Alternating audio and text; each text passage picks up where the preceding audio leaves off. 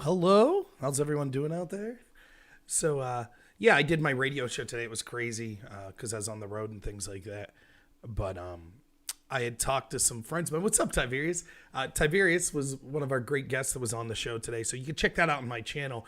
That starts at about the noon hour. So about an hour in, you can find Tiberius. We also had a great guest in the first hour, a constitution or an election lawyer. Yeah, it was a great chat. From Ty. I thought it was great, and I really enjoyed talking to him, so I can't wait to be on his channel soon.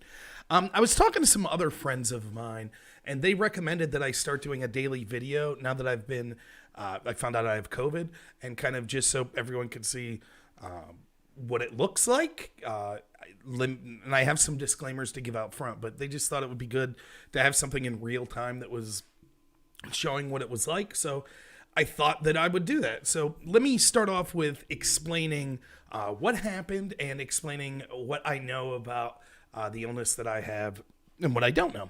So first, let me say I have not been diagnosed with COVID, even though I have it.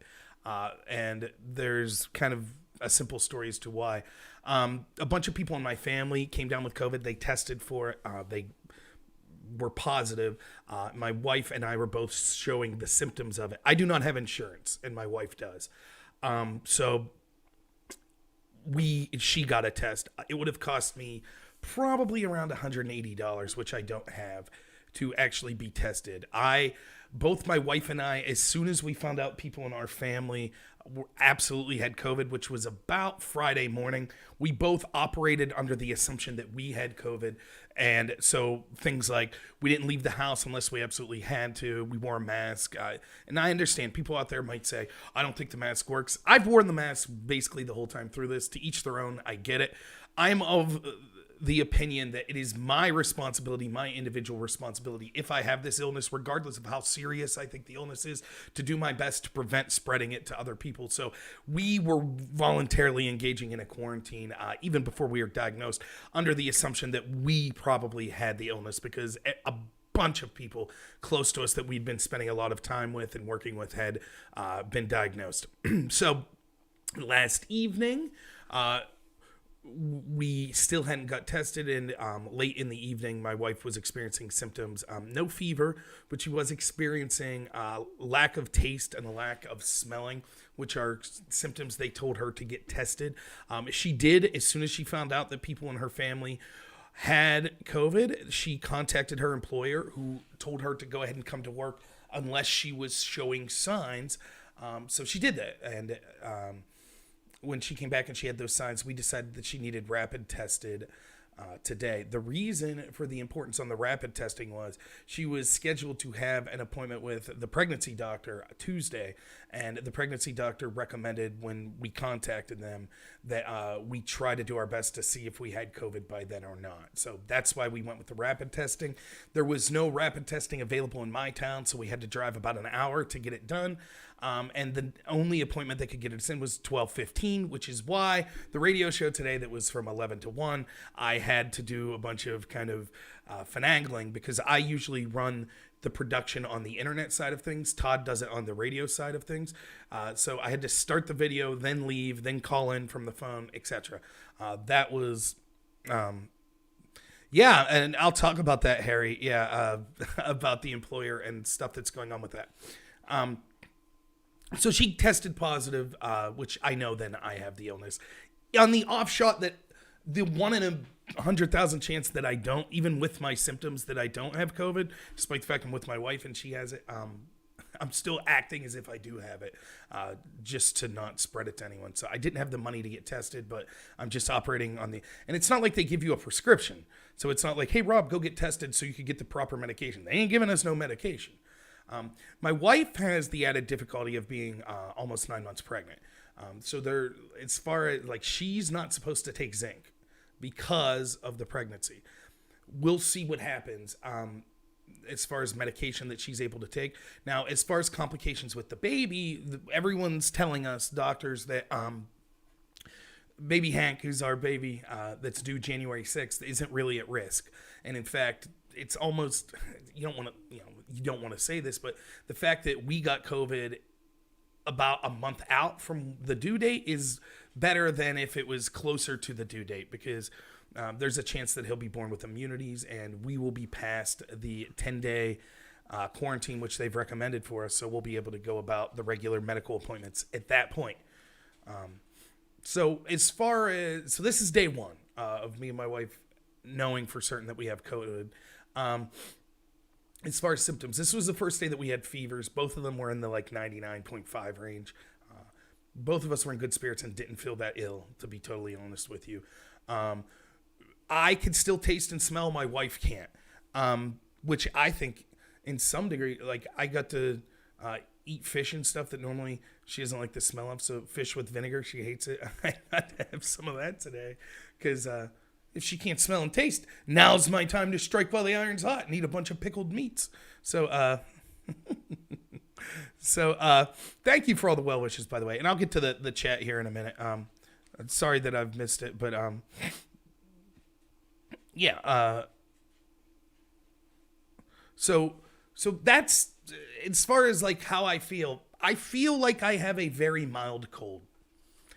I feel like this is the type of illness that at this stage of it, I've had dozens of times in my life that would not prevent me from doing anything. I would take some Dayquil at the most. And now, I understand that it's different for everyone. Let's be honest, though. People in my age group, 99.99 or 99.975 survivability, I think. And that's just with people that we know were infected. How many hundreds of thousands of millions were asymptomatic? So I honestly, if people in my family didn't get COVID, and if my wife wasn't tested for COVID, and you told me today, you were like, explain how you're feeling. Do you think you have COVID? I would be like, what? No, I feel fine. I feel like seasonal allergies. That's basically what it feels like. Do I come into contact with older people? No, not usually. I did with my employment that I had for 9 years previous to this. Elderly people and people with comorbidities. I worked with developmentally disabled people. That would be a more serious situation. But no, regularly I don't come into contact with elderly people. Kind of just the way things have been here since COVID started. We haven't really got out of the house much anyways. So, yeah, you know.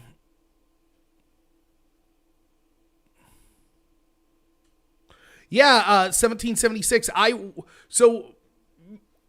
don't know, as far as a pregnant lady taking zinc, I don't know the specifics of it. I asked my wife because I know enough to say, look, people talked about the importance of zinc. I think I've heard vitamin C, vitamin D, things like that are important.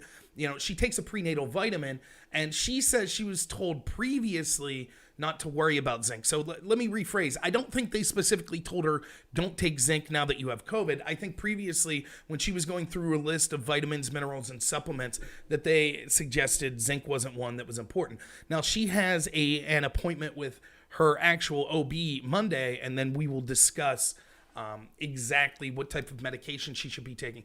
Our philosophy is this: if we're not particularly with her being pregnant, if we're not exhibiting terrible symptoms, we want to take as little medication as possible. Now, I understand vitamins and stuff like zinc, that's different, but I'm not going out of my way unless I feel really ill. I take a multivitamin every day, but yeah, I hear you.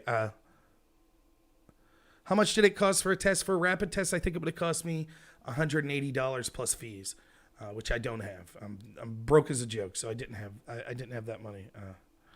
Yo, Jimbo on Periscope says, this is what happens when you support Donald Trump. Love that attitude.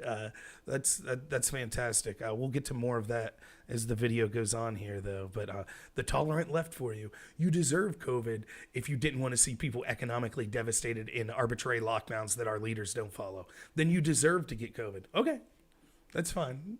So, but there, for all of you to see the tolerant left, though Yojimbo is a great movie, I'll give you that. I love me some Kurosawa. So, yeah, that's kind of what's going on here.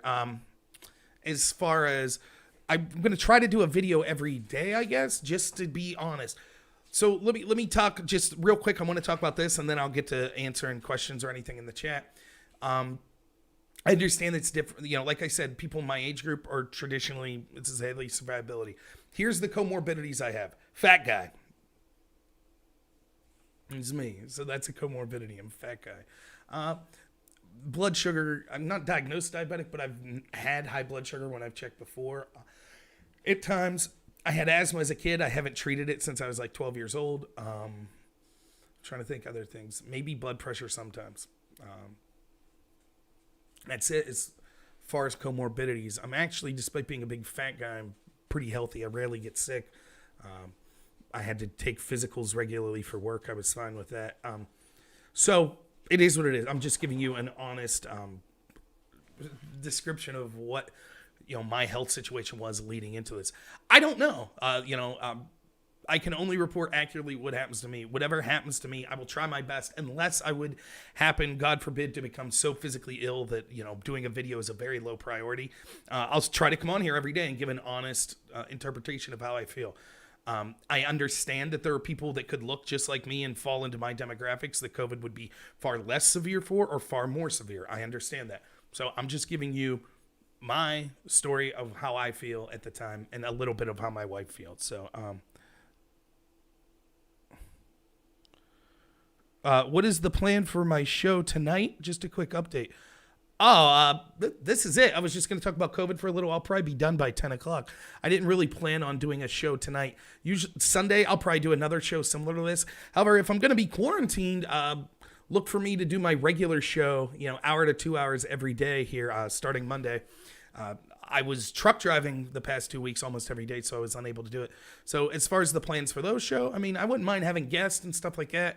We'll see. I haven't really thought through much of it. It's been kind of a crazy day. So, yeah, and I apologize for those of you that wonder where I've been. It's not that I've been overly ill or that I've been depressed about the election or anything like that. Conversely, look, I don't look at it this way. I would have wished that, Trump would have won in a landslide if it was up to me and, we would be done with it. But it's one of those weird things where if you're someone who does commentary, so you're a content creator, you're in the media and things like that, it's better for your career or for your show for the opposition to win. And you're also more needed at that point. So, as far as I'm concerned, if as it looks, Biden will be sworn in. First off, I hope that he does great. I think that he won't, but I will never cheer for the United States to fail. And so even though I think that there was a lot of theft of this election, not just in election day fraud, but in the process leading up to the election with the collusion with the mainstream media, tech companies, academia, the entertainment industry, corporations in this country, etc., that were burying stories negative of Joe Biden and kind of pushing forth a narrative and a reality for 4 years that was designed to make Trump look like the worst person in the world. Despite all of that, I still think that I would want Joe Biden to do well. And I know that's going to upset a lot of Trump supporters. More than I like Donald Trump, more than I like conservatism, I want the country to do well. Now, the country won't do well if we get away from the ideals of conservatism, individuality, and things like that. But I'm never going to be someone who roots for this country to fail. It will never happen. So just to clear that out. Yeah, Dr. Joe Mama. Now we have a doctor in the house. Yes, I did. I was diagnosed. Well, yes, I have COVID. That's the fair way to put it. Tiberius, by the way, streams at Twitch. And Ty, if you want to put your channel in the chat. All right, man. Yeah, I'll see you. I might be messing around tonight. So perhaps Tiberius, but Tiberius D, the way his name's spelled there, that's his. If you search his name on Twitch, you can find his channel there. And I think it's a channel you'll really like. He does a great job of having like audience participation. So if you have things to say, and I'm not going to speak for him, but in my experience of being on the show or watching the show, left or right, he'll give you a chance to say your piece if he has audience members on that day. So, Modus says, Biden sworn in, man, I've been on the road a long time. Yeah, I've been predicting since election day that Biden will be sworn in. I have zero faith in a system that, for example, had our FBI engage in a coup against Donald Trump for 4 years, that all of a sudden those people in that system will say, oh, geez, we see enough fraud here to overturn the election. Yeah, I have no faith in that. So we'll see. I hope I'm wrong, but... yeah, okay. Let me put the link then. I don't know if it's... Who knows what's going on? So I will put your link in the chat. I'm subscribed to your channel or follow your channel, so I think I could do that. 1 second. Four right there. I don't know. I have to check my settings. I'm not saying it's YouTube. It could I'm be that I Tiberius haven't D. set. I'm an aspiring geopolitical forecaster and Twitch politics streamer. I've been studying in economics There and political is the science link for quite a you while can see now. on I've been YouTube, interested in social sciences for a to long time, Tiberius's particularly Twitch geography. channel. So that I he'll be pride streaming myself at on listening 10:30 to this people who are evening, far so smarter and more highly experienced recommend than to go over myself. there. I think Peter that, Design is kind of my something personal hero, but I also that you'll have really Ian enjoy. Bremmer And I think streaming to thank. hopefully from I didn't get to talk to you a lot As today, for my Tiberius, politics, after I this show, politically but identify as a hopefully, moderate or like centrist. we'll have you I on a largely regular favor spot. liberal policy, And our radio however, show is I have going to a be worldview that largely getting agrees with bigger, conservatives. so Where can you find me? You can it'll be great to have contact me you come on on like at Facebook. least That once has a a lot of month my or infographics once and every the other month. photos. So. You can talk to me professionally. Yeah, on I hear you, LinkedIn, Modus. I and if know. you really Like, prefer look, the here's the unfiltered thing. Let me say version, real go to quick. This Twitter. wasn't a stream about If the it election, but interests let me you, say come this see real my quick. show on I various am not. platforms. I stream There are on people Twitch, that get which some of absolutely that ends up furious going with to you YouTube. I also when run you a say, podcast called "Yeah, I don't Geopolitics think with that this is Tiberius going to D. work out. I You don't can think it's find going it to on happen. I Apple don't think Trump's going Podcasts to get and another 4 Spotify. years." Hope to see you again When you soon. talk like that, Tiberius they D, get angry signing off. and they don't want to listen to you anymore. Don't mistake me for saying that, for saying Trump should stop fighting. Don't mistake me for saying that I think that everything was on the up and up. Don't mistake that means I want Trump to lose or anything like that. I just disagree whether he will win or not. That's it.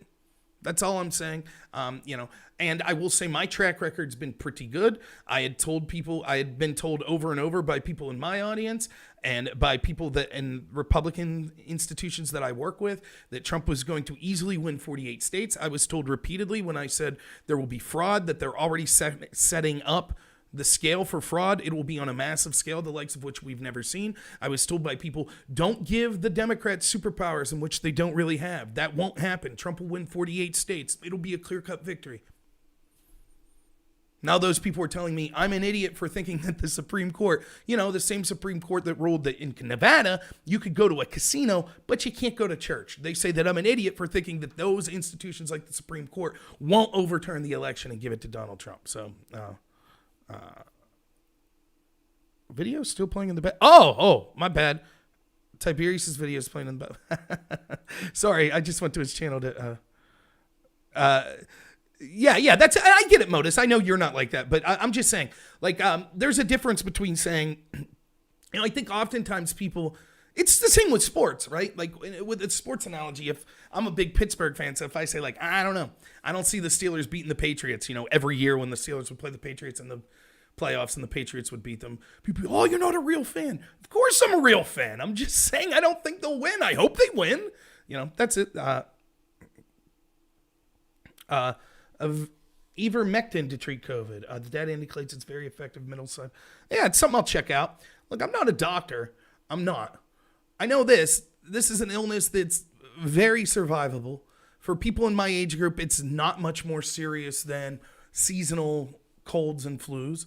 I will, if our health starts to get more detrimental, we'll do what we have to do. We'll talk to medical professionals that we attend, and we'll also see if we're unhappy with that, then we'll see, alternatives that we could work with. But right now, I think, you're seeing me, I have COVID. I don't feel like, it's day one. We'll see what happens. But,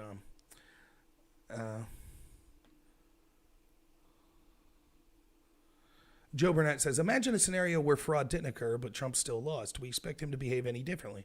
I like to think he'd contest no matter what if he really thought there was fraud or not. It could be true, but here's the thing, right? Lost in the shuffle of all of this talk of election day fraud, I'm not an expert. Like, there have been hundreds of affidavits. I would assume some of those people at least believe. You would like to think all, but I don't know. I'm willing to say maybe some of those people are outright liars. I would say the bulk of them think they're telling the truth. They're facing penalty of perjury. But I can't speak to what people sign in an affidavit unless I can personally see the evidence. I just can't. Should the evidence be heard? Absolutely. So I haven't spent a lot of time talking about actual claims of fraud during the election, because a lot of it's like a post worker that says, I transported 150,000 ballots from Michigan to Pennsylvania that were already filled out, and then my trailer went missing. That's horrible if it happened. What's my commentary on it, though? Like, I can't verify if that's true or not. I think that there are all sorts of things that we could see, regardless if there was fraud or not, that is incredibly problematic with our voting system. Such as they're still counting votes in New York and some areas of California. I mean, that's abysmal. We have no explanation whatsoever for the fact that at least 4 swing states stopped counting ballots in the middle of the night and then all of a sudden had this huge pile that went for Joe Biden. I mean, that seems problematic. Is it absolutely proof of cheating? No, but it raises suspicions, as it should. And there's all sorts of other questions that go on. But I've also seen people putting disinformation out there. What's up, Paul? I will take care of myself. Thank you for the prayers and the donation. Really appreciate it. Yeah, me and Court both have COVID. Yes, we did. But here's what I will say, Joe. I get it. And I try to always think of things of well, what would a reasonable person that disagrees with me say? And I could see being a Joe Biden supporter saying, look, I don't see the evidence. There are a lot of things that theoretically could be fishy, but there's also explanations for why that could be legit. And Trump has the presidency right now. He has the DOJ. So if there was fraud, then let them prove it. If they can't prove it, then there wasn't fraud. I don't necessarily agree with that take, but I understand that take. But that's why my focus, and I feel that something that's been lost sight, and I even kind of brought this up with Tiberius today in our interview, was we won't have to have the establishment steal elections if things continue the way they are 4 to 8 years from now. It won't be necessary.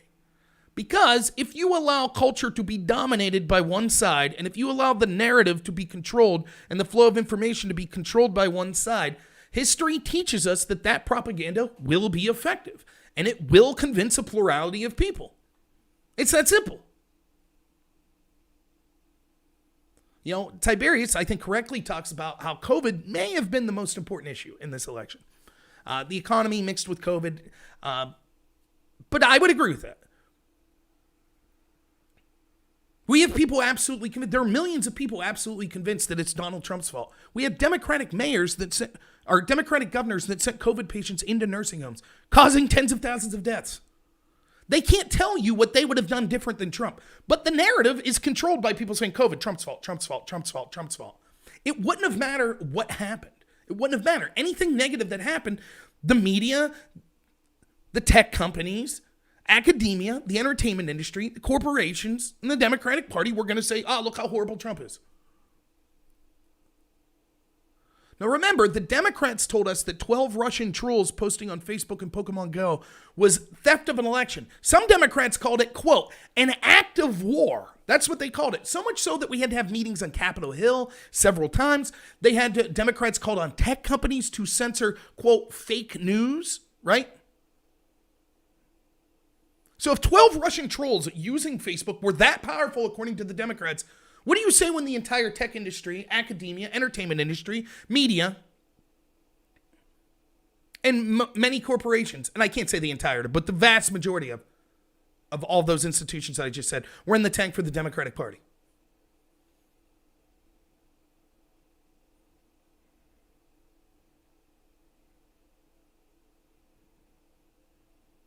So, that's to answer your question, Joe. Yes, if there was no fraud, could theoretically, if Trump behaved in the same way, that's possible. But by the standards set forth by the Democrats, there was election interference based on the fact that all of these institutions were in the tank for one side. Yeah, I mean, Tiberius, I don't disagree with that. Tiberius says Biden winning probably helped the Republicans long term. Biden's going to have a hell of a time between COVID, the economy, healthcare, and foreign policy. Look, I would think that I'm more conspiratorial than Tiberius, but here's my take on this. I don't think that even Joe Biden and his camp wants these Democrat senators to win in Georgia. I don't think they want that. No, they'd never say that, but they don't want it. Why? Because if they control the House, the Senate, and the presidency, they will have no excuses to not enact the progressive agenda that the enthusiasm with the Democratic Party is behind. They need to say, well, hey, we may have did that, but those dastardly Republicans in the Senate.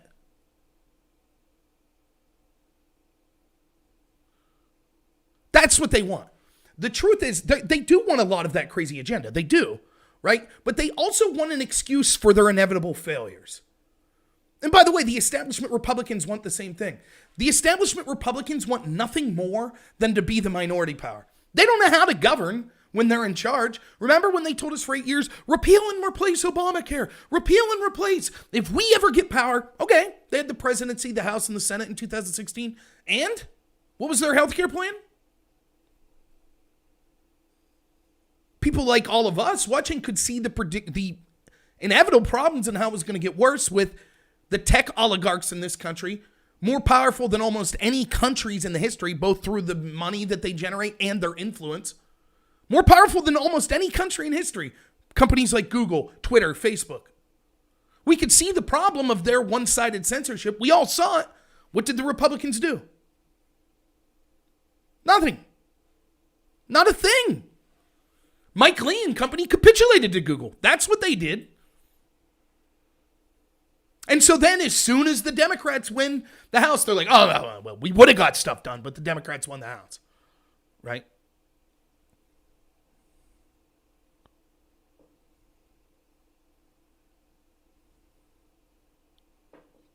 I think you're bonkers, Tiberius.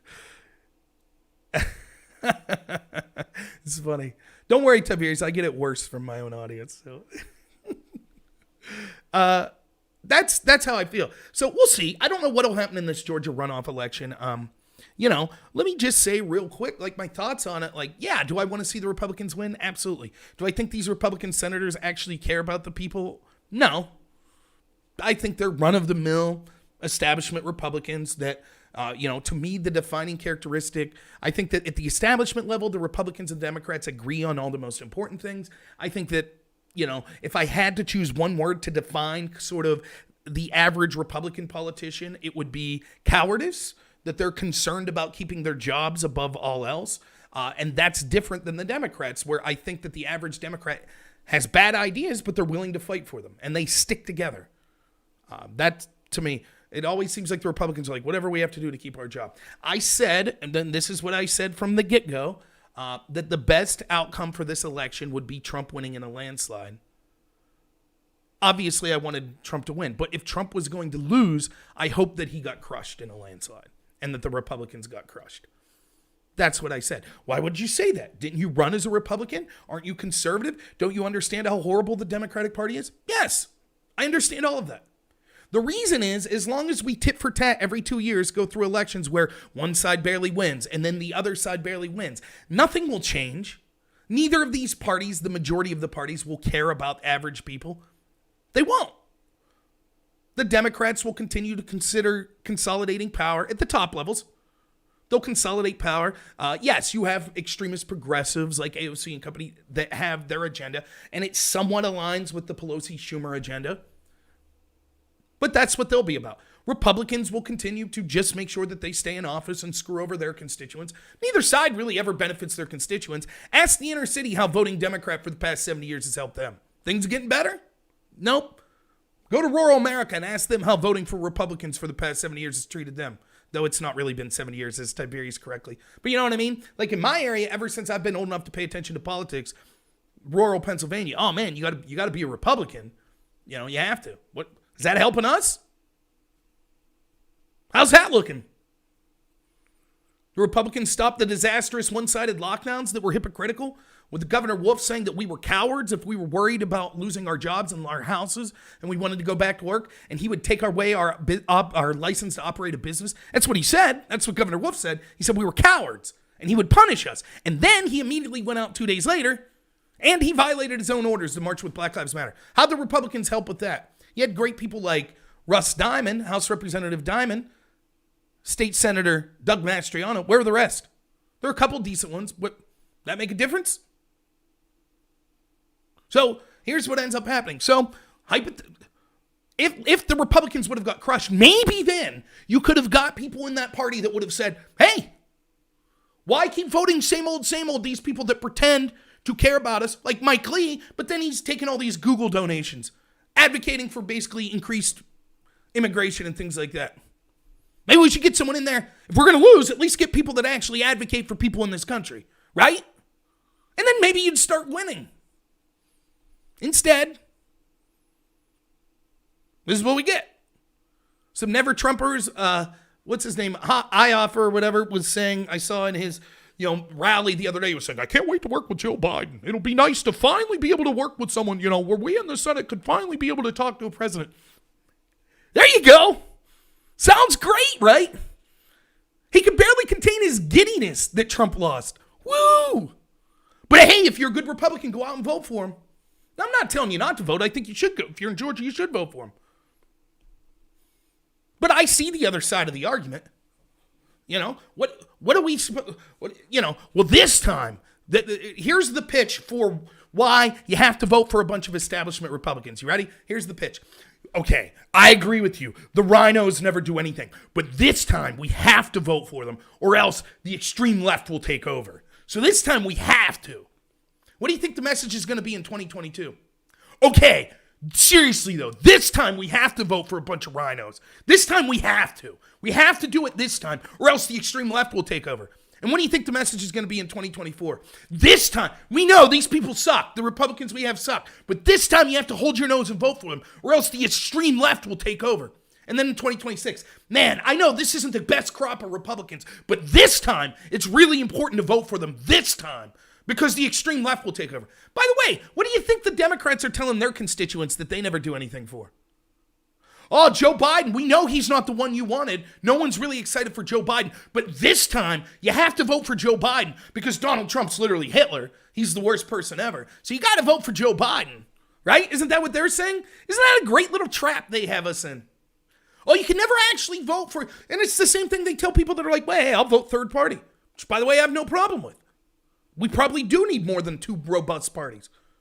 Oh, you're throwing away your vote. Really? That's what that is? Okay. Then I'll continue to vote for a system that's guaranteed to not change. How's that sound?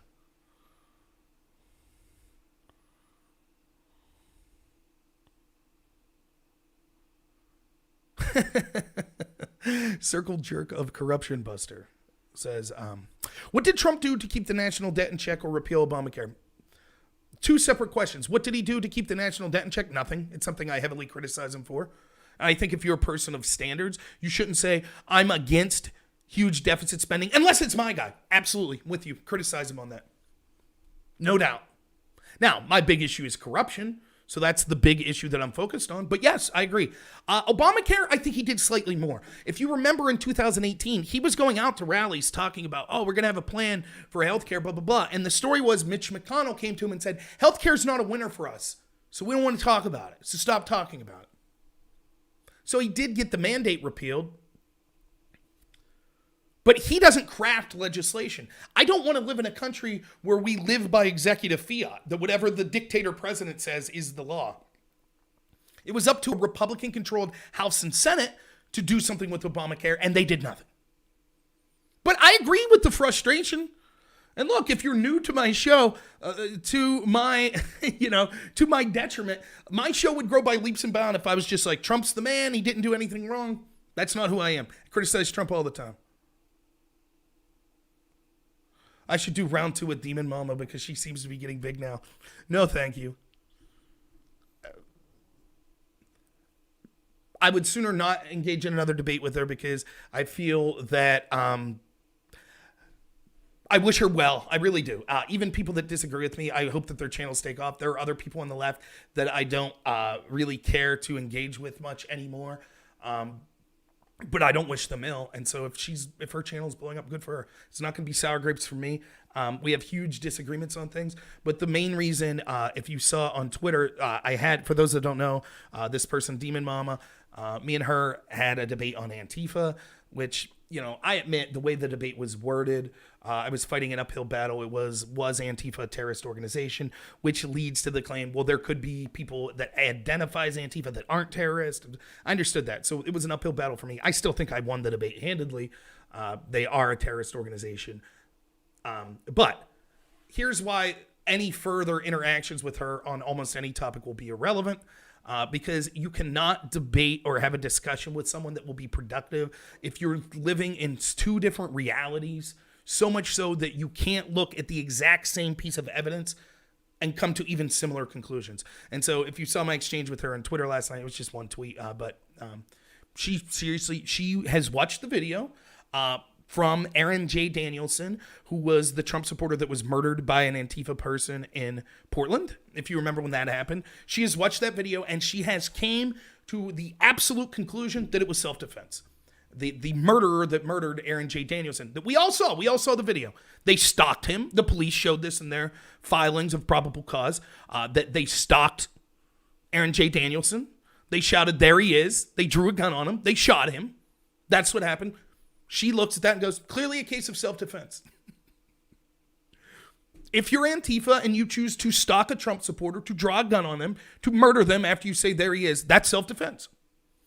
How can I, when we've all seen that video, and then, by the way, I haven't asked her, but I would assume she has the exact opposite take on Rittenhouse, who actually had people chasing him, trying to harm him, with gunshots occurring in the background.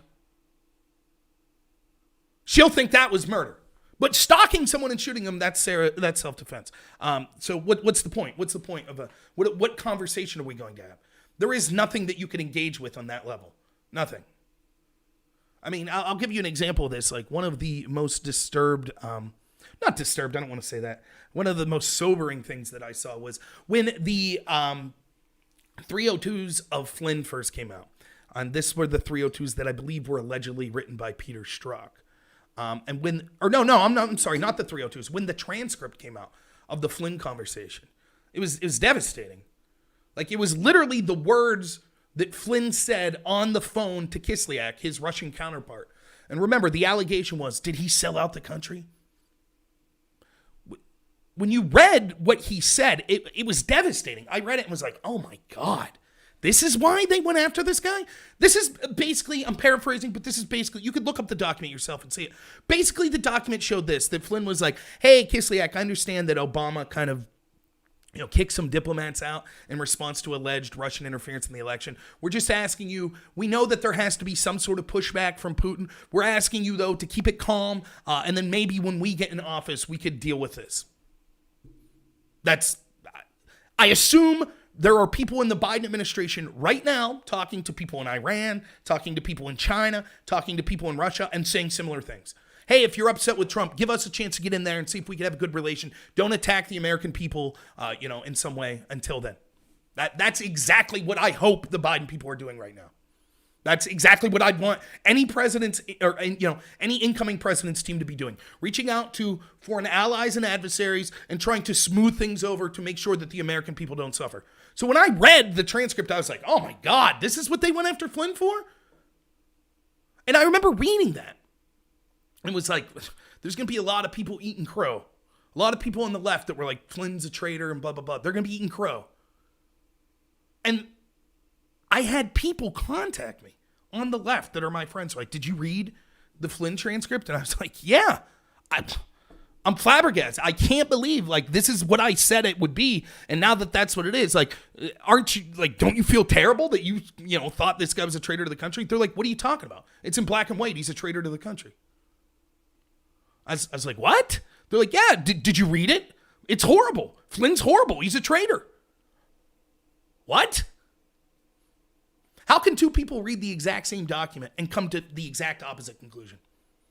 And so, it's hard.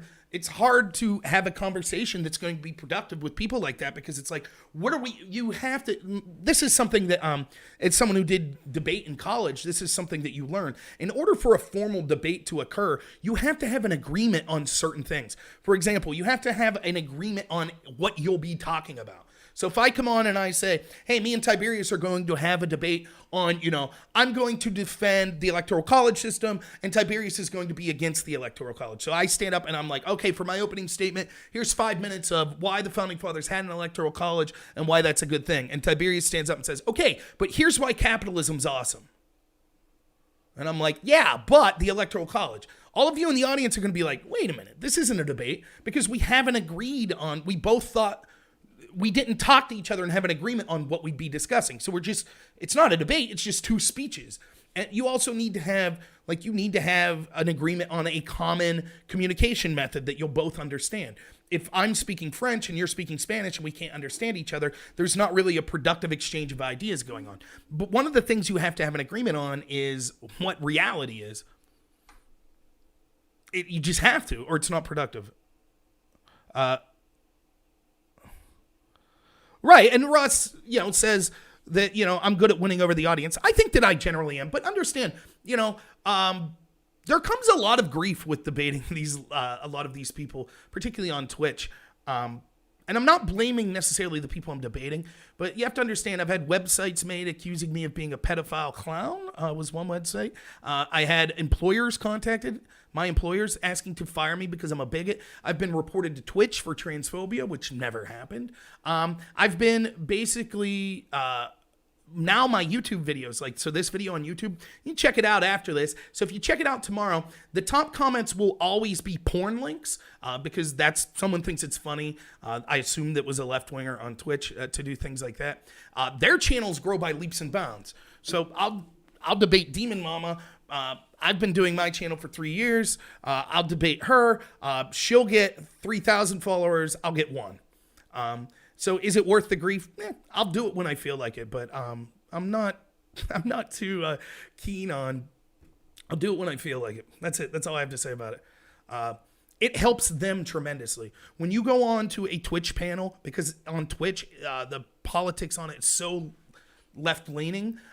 They are desperate to find right. And hey, if it's someone in the audience that's interested, reach out to me. I'll give you the names of some people that you can go on their shows and be a right winger or centrist or whatever you are, libertarian. Because they need that. Like, it's no fun for their audience to just hear a bunch of left-wingers agreeing with each other. So they need right-wing people. So they get a lot out of me coming on the show. I get almost nothing. So yeah, I am serious that stuff happened. What's my favorite book? That's a good question. So my favorite nonfiction book is probably Rights of Man, Thomas Paine. I have a collection where Common Sense and Rights of Man's in, but that's had a big influence on me. 10 Rules for Life by Jordan Peterson. My brother did get me that. That's one of my favorite books. My favorite fictional book, I don't even know if I could say my favorite book. My favorite chapter in a fictional book is the last chapter of A Tale of Two Cities, which actually brought tears to my eyes. I thought that was, it's a fantastic, it's a slog. It's a slog to get through that book, but I really enjoyed it. So, but yeah, let's see. Anything else? I'll probably be heading out here at 10:30. Have I read The Perfume? No, I've not. I don't read nearly as much as I should, I'll be honest. I had some audience members send me some books, which I still need to get to. It's just been crazy. Since, I had all these people send me books, and then COVID, and then I found out that we're pregnant, and, so it was like, it's been a crazy, but I have a lot of books to catch up on. So, that is something I need to read more. You're on day 4 or 5. How you feeling, Silly Billy? Hopefully you're feeling good. Getting back to COVID, and this idea that we had someone on Periscope that's kind of given me this, that's what you get for supporting Trump. You got COVID. I did a video back in, I think, April, kind of dealing with a lot of this. And there was, you saw this going around a lot on Facebook, a lot of people doing videos with this, where they were like, well, if you're against the lockdowns, how about this? Then if you get sick with COVID, okay, you're against the lockdown. So if you get sick with COVID, how about you don't go to the doctor? How about that? Huh? And I said, fine, I'll take that deal. Okay? But how about this? If you have any economic frustration in the next 10 to 15 years, how about you don't take any assistance from the government? Deal? I'll take that deal happily. Even if it means I suffer, I'll take that deal. How's that feel? If you lose your business because of the lockdowns, are you going to say, well, hey, that's my fault for supporting the lockdowns, so I deserve to live in squalor. I'm not going to get food stamps. I'm not going to get any form of welfare. I'm not going to seek unemployment benefits, right? Now, I would never say that because I'm not someone who's gleeful or immoral enough to wish ill upon people. That's not what I'm about. But I see just on here, you could already see someone came on Periscope and couldn't wait. Can't wait to be like, you had questions about the reaction to COVID, therefore you deserve to get COVID. Sure. And you question people questioning the lockdown, therefore you deserve to lose your home and live homeless on the street, right? Right? Isn't that what you deserve? Of course not. Yeah, the no taste, no smell. I hear you, silly Bill. I haven't gone through that. I can still taste and smell. My wife, though, cannot. We just got a small fever for the first time today.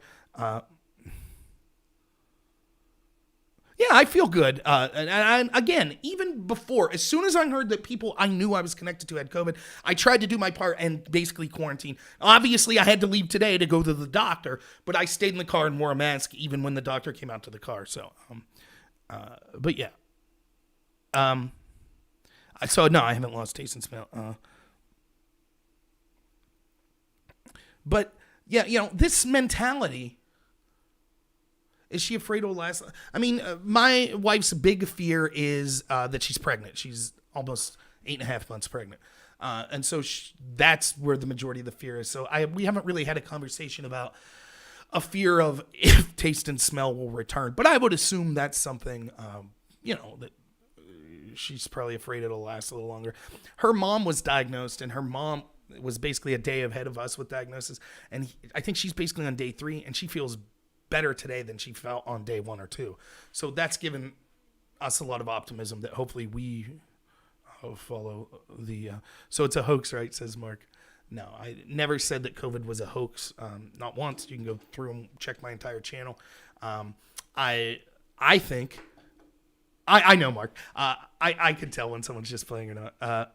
But, I think the truth is... Yeah, I mean, there's questions. Carlos, thanks for being here, man. My co-host, Carlos Saldivia. He says, a PA is so serious about COVID, why did I have to drive an hour? It wasn't an hour and 20 minutes. It was probably an hour to get tested. Yeah. So it was a weird confluence of events, but, I'll have more to talk about this as it goes on, kind of the process. But because we were on the weekend, so we found out Friday that her mom had tested positive for COVID, which meant she immediately contacted her work and was like, whoa, should I go home? And they were like, no, if you don't have symptoms, which she didn't. And then in our town of Clarion, you can't get a COVID test unless you have a doctor recommendation. So because they said you don't have symptoms, she didn't get a recommendation until later that evening when she had symptoms. Well, then it's Saturday. I mean, this was the middle of the night. It was basically midnight last night. So then you wake up and you're like, okay, we need to it was a weird situation. If she wasn't pregnant, we would have waited till Monday to just get a COVID test because in my town, there are no testing options on the weekend. So Monday's the earliest you would be able to get in. So we would have to go to a doctor Monday, get a referral to get COVID tested, then go to a separate facility, get COVID tested, and then they don't have the rapid test, so it would take 3 days to a week to get the results of that COVID test. That was what the plan would have been. But because she's pregnant, her pregnancy doctor said that we should find out as soon as possible because we were scheduled to meet the pregnancy doctor Tuesday, and they want to know by Tuesday a plan going forward on the pregnancy level of having COVID, getting a stable plan. So we had to get a rapid test, and today was the only day to do it. So we had to drive an hour to the town of DuBois in Pennsylvania here. So, we're panicked somewhat. And so we decided, they opened at 8 a.m. We decided to leave at 7 a.m. and be at the doors at 8 a.m. It said walk-ins taken. So, of course, walk-ins weren't taken. You get there and you have to call a number. They don't let you in the door. So it took us about 10 minutes to get in the phone with them. They said, well, due to the fact that there's on the weekends, because we're the only game in town, that there's more of a demand for these tests, we have to schedule an appointment for you, which was at 12:15. My wife has insurance, so everything will be taken care of. I do not have insurance. So for me, it would have cost me about $180. So we came to the decision that I was, no matter what, going to act as if I had COVID from that moment on, even if my wife tested negative. Certainly if she tested positive, me with exhibiting the symptoms, we knew that I definitely had it. So I didn't need the test because they weren't going to give medication. And if my wife's positive, then I'm most certainly positive because I'm exhibiting the same symptoms basically. And even if my wife's negative, I will just act as if I'm positive so I'm not risking other people. That was the plan.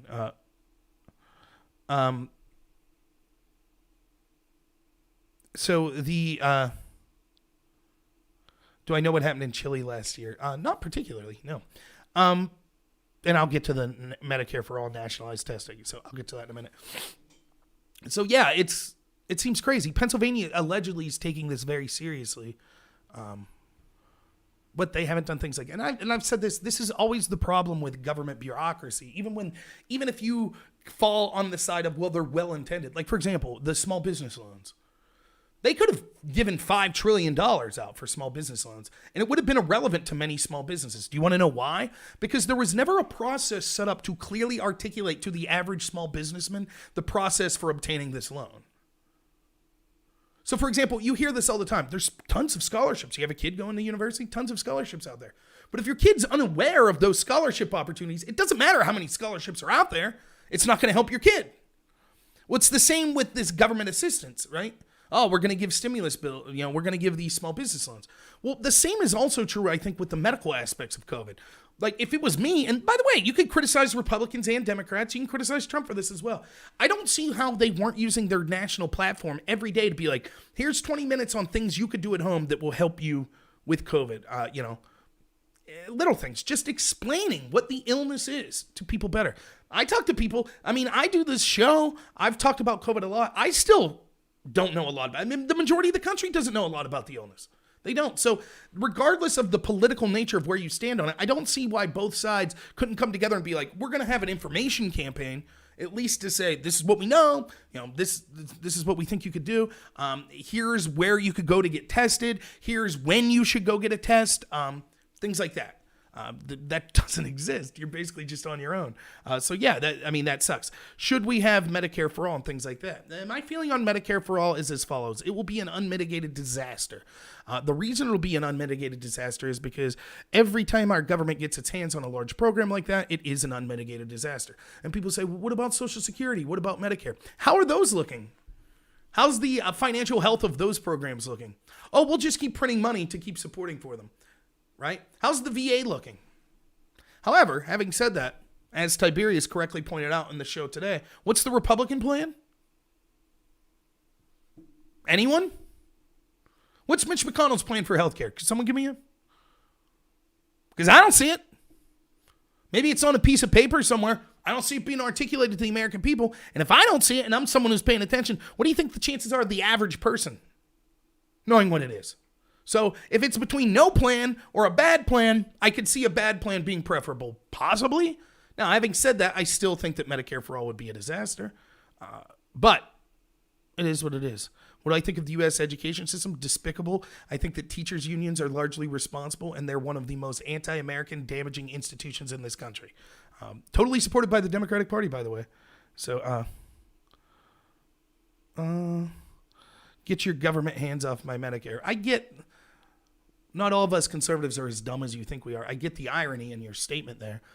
Look, the problem is once you promise people, look, this safety net's going to be there for you, it's very difficult to take that safety net away from them, right? So the idea, this is why the old cliche, you could vote your way into socialism, but you have to shoot your way out of it. That's why. Once you say, here's a bunch of free stuff, who's going to be the politician that comes in and says, I got to take that free stuff back? No, it's not free. We all know that. What's up, Rational? How's the controller virus treating me? Fine. So then the question, Rational will appreciate this. I don't know how much I'm allowed to joke, but it's me, so I'll joke because I like humor. Do I now that I have COVID, do I get to take some sort of moral high ground? Where are all of you? So let me just say this to every one of you that didn't donate to my channel today. What were you guys up to? Out shopping without a mask, spreading the disease so people like me and my wife got ill? How dare you? You should have to donate to my channel to make up for it. Let's have a struggle session right now. We'll start with Rational Wrong Think. How dare you, Rational Wrong Think? You should be in your home wallowing right now, sending me all of your money. I have COVID, for God's sakes. Now, you won't get that from me. Even if I would get tremendously more ill for it. There are people too, there's this weird phenomenon going on. This is stuff that you don't hear. And this is what this video today turned into meandering. I get it. But again, the purpose of, I'm going to try to do a video every day and just give an honest take on what COVID's like with me and my family now that I've found out that I had it today. I'm sorry. One of the things that I'm seeing that that you don't hear a lot about, so hopefully I could bring a different perspective, is this. People are reaching out through text messages and social media and things like that saying my God, was it my fault? Did I possibly come in, my wife's pregnant. You're pregnant. And did I possibly come into contact with someone who, I was asymptomatic and I transmitted the disease to you and now you're pregnant? My God, I feel terrible. How horrible is that? If you're out there and you're watching me and you bumped into me and you think that maybe you gave me COVID and then I gave it to my wife, please don't feel bad. Please don't, right? Just don't. I feel terrible for those people that are like beating themselves up over this. It's like, look, if you were diagnosed with COVID and you knew you had COVID and you were like, I don't care, and then you're hanging out next to someone and you're coughing all over them, maybe then you feel some guilt. But that's clearly not the case with anyone in our life. Am I getting vaccinated right away when the vaccine comes out? Why would I have to? I'll be immune. I actually have the virus. All the vaccination is giving you a low dose of the virus. I have the virus, so I won't need a vaccination. Right, that's my point, Janet. That eventually everyone's going to get some form of it. It's just going to happen, right? You would rather get it late, like you didn't want to get it initially, but when it was totally an unknown, I get that. It would be difficult for doctors to treat that. But now that we know a lot more about it, I think you can see the death rates have fallen. I would not feel bad, Jesse, so it is what it is. It's not worth people beating themselves up over it, My prediction from COVID has been basically from the outset that I have no idea. It could have killed 1,000 people. It could have killed 10 million people. I didn't know. I said that there were 3 things that we need to look at as a result of COVID that could harm our country significantly. One is the virus itself. My prediction was that it would be deadly, but that it wouldn't be as bad as the other 2 things. But I had no idea how many people would kill. I stand by that. Second was the fallout from the lockdown, such as the economic depression that we would see, a recession, the other illnesses that would take people's lives, such as suicide, or, not an illness necessarily, but suicide, drug and alcohol addiction, Alzheimer's, people not getting cancer treatments, people not getting other vaccines that they normally get. All of that seemed to come true. I said that would probably end up worse than COVID itself, but the country would survive it as well. That was my prediction. I feel confident in that prediction. But I said what our country could not survive was if we're willing to give up our rights anytime the government says boo. And that's still the biggest problem. That's how you see all of these Democrats, for example, that told healthy people they had to lock down, but then put COVID patients into the most critical population that would be affected by COVID, such as nursing homes, leading to tens of thousands, if not hundreds of thousands of deaths from people that were in isolated care facilities, nursing homes, and things like that. Am I working? I sell life insurance now, so I work from home. Because of COVID, we haven't been doing in-person calls, so I will be working next week, but it'll be all Zoom and audio calls, so I won't be in contact with anyone. For the next 10 days, I will not be in contact with anyone except my wife and possibly her family members that have been diagnosed with COVID as well. But how do I feel first physically from COVID? I kind of started off the video talking about this. I feel fine. I have a slight fever. It was like 99.6 as I started this video. I feel like I have seasonal allergies. I still have my taste and smell. My wife does not have taste and smell, but she also has a mild fever. Basically, we feel normal with a slight stuffiness, a little bit of an annoying cough once in a while.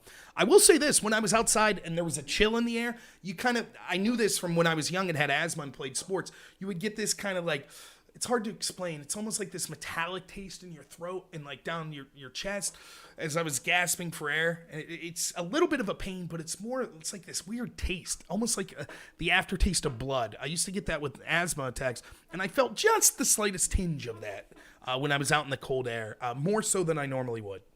So, yeah, thanks. Thanks for those that are with the well wishes. Yeah.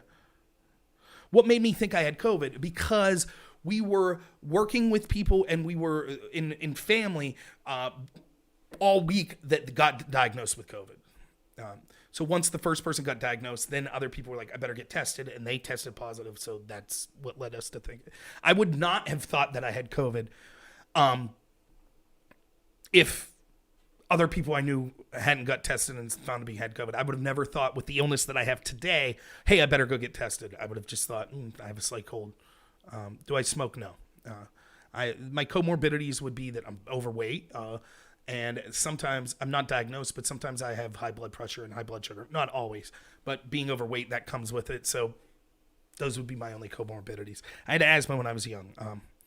But yeah, my wife is almost 9 months pregnant. So that's the concern with her. But everything seems good so far. In fact, the doctor said to her that she seemed to have some of the mildest symptoms of anyone that came in and tested positive. So hopefully it's a good thing. Also, her mom, who was ill and was the first one. Hey, thanks, Joe. Thanks for the donation. Hope it makes me feel a little better. Admire my intellect. Well, thank you. There's one person out there at least that admires my intellect. So, yeah, our mom's, I won't say feeling better. She's feeling slightly better, but not worse on day 3. So we're hoping. So, yeah. So I'm going to get out here because I know Tiberius started his stream. So, yeah, I heavily recommend go over to my friend Tiberius D's stream. Hopefully I'll put it in the chat again. He's on Twitch TV. But, yeah, there's the link in the chat there. You can check him out. Yeah, so look for me at some point tomorrow. I don't know what time to do another video. What I feel like day 2 of having COVID. They probably won't be this long. Do I think that COVID is man-made deliberately to do what it's doing? I don't know. I think there's a 50% chance of that. It's either, maybe more than a 50% chance of that. I think that this was no doubt worked on in a lab, is my just gut feeling. I can't prove it, but that's my gut feeling, that this was, in fact, created in a Chinese lab. I don't know that it was intentionally released, though. It may have just gotten out of hand, infected China, but it's irrelevant because China clearly, once they saw that it was out of hand, they were like, well, we could use this to our advantage. We'll downplay it to the rest of the world. And it's clearly been advantageous to China, where they're going to use this to catch up leaps and bounds economically to the United States.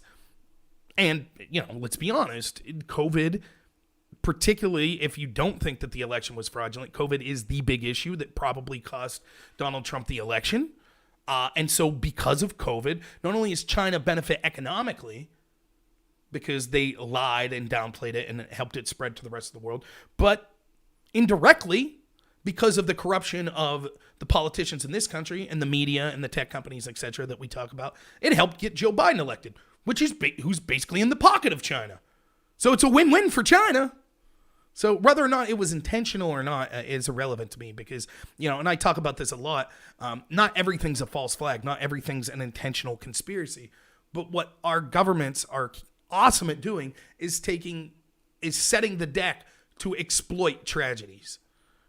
And that's clearly what happened here.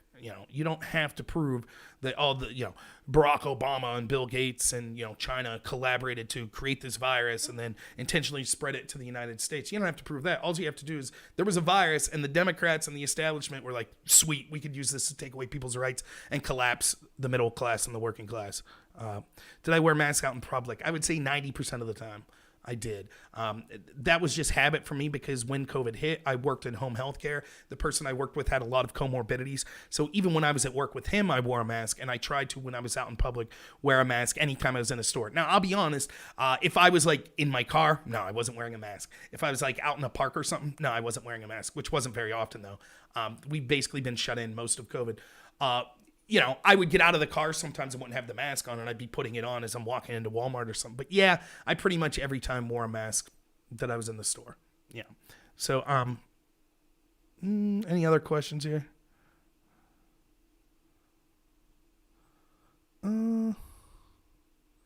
We're deer flexing? I haven't hunted in years. I used to hunt. The problem was hunting season always took place during the time when there was a lot of debate tournaments. And so I kept getting my hunting license and then not having time to go out. And so I've been done with debate. I just haven't bothered to get my hunting license again. I sucked at it anyways. JoJo's my brother there. You could ask. I remember the first time we went out hunting. I think you were 12 and I was 14, or maybe you were 13 and I was 15. And a doe came like 60 yards in front of me. And my dad's like, go ahead, shoot it, Rob. And as I sit there just messing around, my brother, who's like standing 30 yards off to the side of me, I just hear boom, and he shot it right in the heart. My dad's like, what are you waiting for? So, yeah, I was not the premier hunter in our family. Not very good at it. But I enjoyed going out. Even if I didn't get a deer, I liked the process of just, driving the woods, a community of people getting out. I thought it was cool. I really like that experience. So, All right, so yeah, look for me to do a video tomorrow. Appreciate all the well wishes. Thank you so much to the people that donated. I am broke as a joke. I couldn't even afford a COVID test, so donations are welcome. Hopefully, we got some things coming up that COVID is fake. Words like that are tough, right? Is it fake? No, I believe it's an illness. Is it anywhere near the severity of what we're being told? No. But I believe it exists. I mean, ask yourself, let's frame the question in a different way, right? What if next year there wasn't COVID? What if we didn't call it COVID? What if we called it the common cold, right? And what if we said next year, the common cold, it was the exact same. Like you could see outside of the bubble. Like you're an alien and you're looking in on Earth. And you see, oh, okay, there's a common cold, struck again. Few people die of it, but infected a lot of people, though.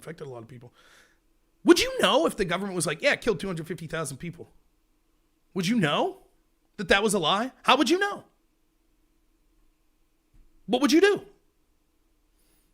No doubt, let's say starting next February, no doubt that the common cold will exist. No doubt in the time period, 250,000 people will die of medical issues. So what if they just said, yeah, they all died of the common cold? How would you know? How would you be able to prove that didn't happen? One thing that could happen, you could have coroners, like the coroner that's been on our show from Lycoming County, that said, no. You said that 16-something people died of COVID in Lycoming County. I'm the coroner here. I did not see that. Let me see those bodies. I want to verify that. That's my legal right. And they said, oh, our bad. That was a mistake. Do you think coroners in Philadelphia are doing that? You think coroners in LA are doing that? In San Francisco? You know, people that stand a financial incentive to list deaths as COVID deaths, that understand that this was a benefit to the Democratic Party, which they support. You think they're going to whistleblow? Trump's Hitler.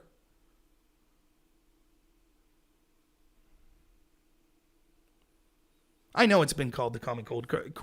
Coronavirus has been in existence for a long time. It's just this is a different form of it. But my limited understanding is coronavirus is kind of a form of the common cold. This is just allegedly a more severe one of those. Now, I'm not saying that I think the numbers of people that have died have been grossly overinflated, period. However, there's no doubt in my mind that COVID has killed people. None. I get it. The question is, we have to be realistic. What are we willing to do? Are we saying no deaths? Are we going to shut down? You know, these are questions that I raised that were unpopular, even amongst Trump supporters. In March, I said, what is the threshold for when a virus comes, for when we're allowed to take people's rights away and intentionally collapse the economy? What's the threshold on this? We going to do it for the flu next year? Remember when the swine flu was going to kill us all? Or West Nile? Remember that? Right? Remember MRSA? Remember H1N1? Going back, thinking about it since I've been a teenager, it seems like every other year there's a new illness that's a kind of a close related form to some other illness. Oh, this one's going to be devastating. Most of them haven't been. So who's to say the next time that West Nile fears come up, we don't collapse the economy again? What's the threshold? Why is this one worse?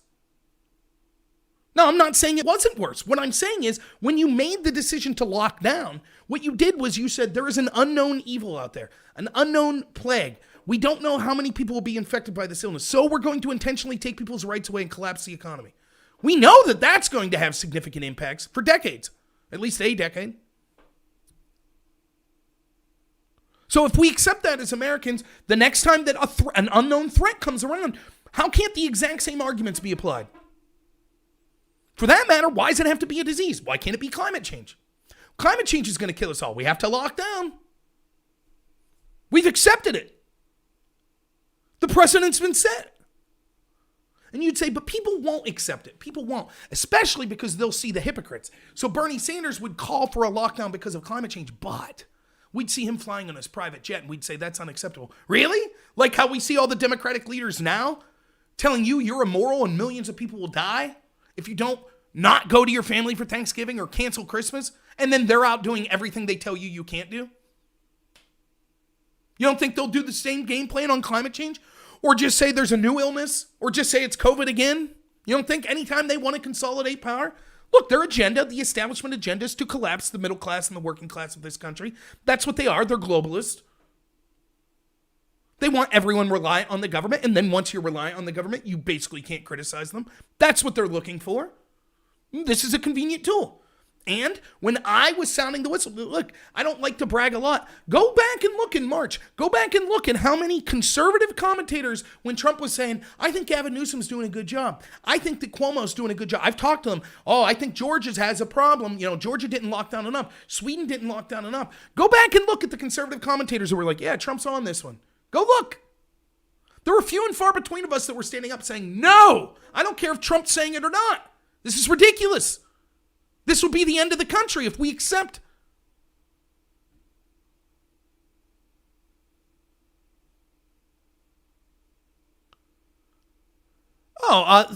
Thank you. I'm sorry, I only speak English, but the commentator, it says, sir, you would be great on the radio. I'm serious. You have a Mark Levin Limbaugh vibe, and I mean that in a good way. Thank you. Those are two people I really respect, and I may have my opportunity soon. So we do have a small radio show.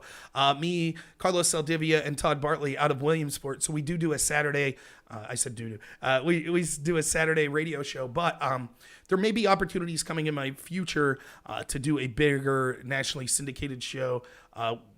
My co-host Todd Bartley's working with the great Wendy Bell, 21 Emmys, national media voice, who's starting her own sort of production studio. So who knows? There could be opportunities for me in the future. So yeah, thank you for that, for the people saying it. But not just climate change. Like, and I this is a challenge that I threw down. If you were for the lockdowns over COVID, can you explain to me? I want someone to explain to me how these situations are different. If you're okay for one for COVID, why would you be opposed to one for climate change or for the Patriot Act? All three of those said there is a threat.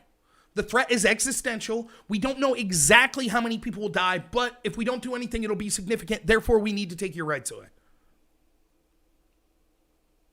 And if you're like, well, no, if you're on the left and you're like, well, this one on COVID's okay and one on climate change would be good, but not the Patriot Act. Why? Trust the experts. The foreign policy experts tell us, the same people that wanted to invade Iraq, they tell us terrorists are trying to get their hands on a dirty bomb. Hundreds of thousands could die. So we need to take away your rights. What's the difference? Oh, don't trust those experts. Oh, I got it. Right. If you're conservative and you're for the COVID lockdowns, explain to me why you would, what's the argument against the lockdowns over climate change? Well, climate change isn't as big of a threat as COVID. Says who? That's not what the left says. The left say it's the biggest threat to the world. So if you're a Trump supporter and you initially embrace Trump's rhetoric on, well, you know, we need to have a lockdown. And I know there are people here saying that didn't happen. Go back and watch my shows in March. I went from having 80-something people watching live streams to about 40 because I dared to criticize Trump when he called out Sweden and Georgia for saying that they need to have more of a lockdown. I'm on websites like Above Top Secret. That's kind of a blog where we talk about politics and conspiracy theories. Some of the biggest constitutional conservatives on there going at it with me for weeks about how if I was against the lockdowns, grandma was going to die and I was a horrible person. Where are they at now? They also said there was no chance Trump was going to lose. And then when I was like, oh, what do you have to say now? Don't you feel great that you participated? Your argument participated in being the number one argument against Trump. COVID. Your fear-mongering that you spread helped Trump lose. Feel good about it? Well, you know, of course.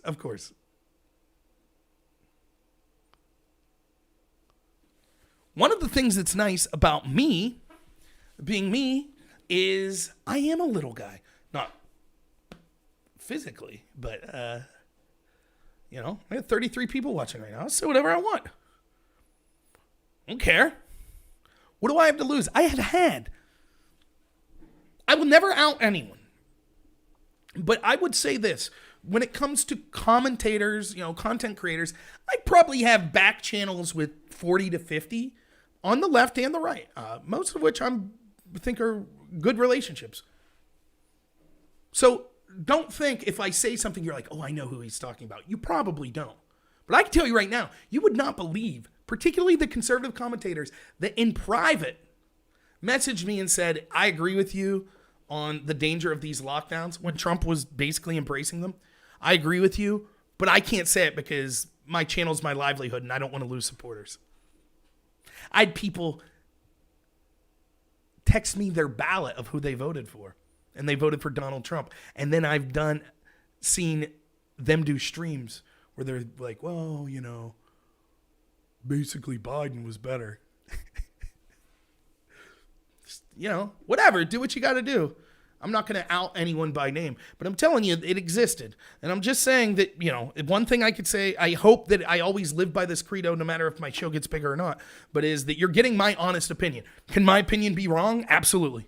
Absolutely. I'll be wrong over and over again in my life. But it is what I honestly think. And if that means, you know, how many other people, I get cramp. You know how many emails I've gotten from people like, Rob, I get it. Like, the rhinos are bad, but why do you spend half your time complaining about the Republicans? Don't you see the danger of the Democratic Party? Yes. But I actually feel like I could affect change on the right.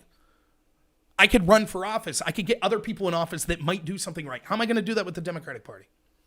So I'm harder on the party that I'm tangentially connected to. You know? So it is what it is. So, we should. I will not out them, and that's something that was said to me in confidence. But I see what you mean, though. But all I'm saying is, you can judge for yourself. Go back to March, see what people were saying about COVID. I was there. I mean,